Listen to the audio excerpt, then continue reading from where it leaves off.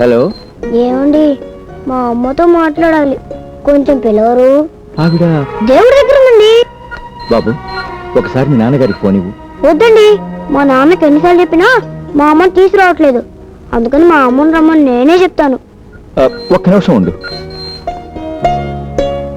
ప్రమీల గారు, పాపం వెంకటరాయుడు గారి అబ్బాయి ఫోన్ చేసి వాళ్ళ అమ్మతో మాట్లాడాలని ఏడుస్తున్నాడు. ఆవిడ పోయారు కదా. అదే దేవుడి దగ్గర ఉంది, పిల్లమంటున్నాడు. మీరేమనుకోకపోతే వాళ్ళ అమ్మలాగా 2 మాటలు మాట్లాడండి. నేనా? పసివాడు కాస్త తృప్తిగా ఫీల్ అవుతాడు. సరే, ఇవ్వండి. బాబు, మీ అమ్మతో మాట్లాడు. హలో బాబు. అమ్మా,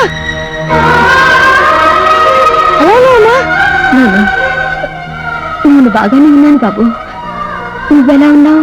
అమ్మా, నీ కోసం నేను రోజు ఏడుస్తున్నానమ్మా.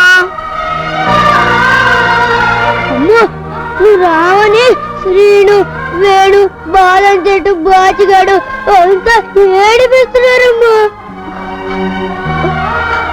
అమ్మా, ఈ రోజు మాస్టారు అమ్మ గురించి రాయలేదని కొట్టారమ్మా. నేను నిన్ను ఒక్కసారి కూడా చూడలేదు కదా, అందుకనే రాయలేదు. అమ్మా, నిన్ను బాగా చూడాలనిపిస్తుందమ్మా. మన ఇంటికి వచ్చేయమ్మా. నువ్వు రాకపోతే నేను అన్నం తిన్ను. లేదు బాబు, లేదు. నువ్వు అన్నం తినడం మానేస్తే ఆ దేవుడు నన్ను నీ దగ్గరికి పంపించడు.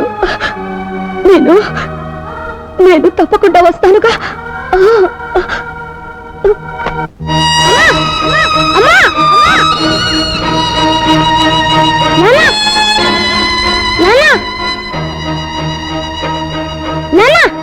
మాట్లాడాను, అమ్మ ఇంటికి వచ్చేస్తాను.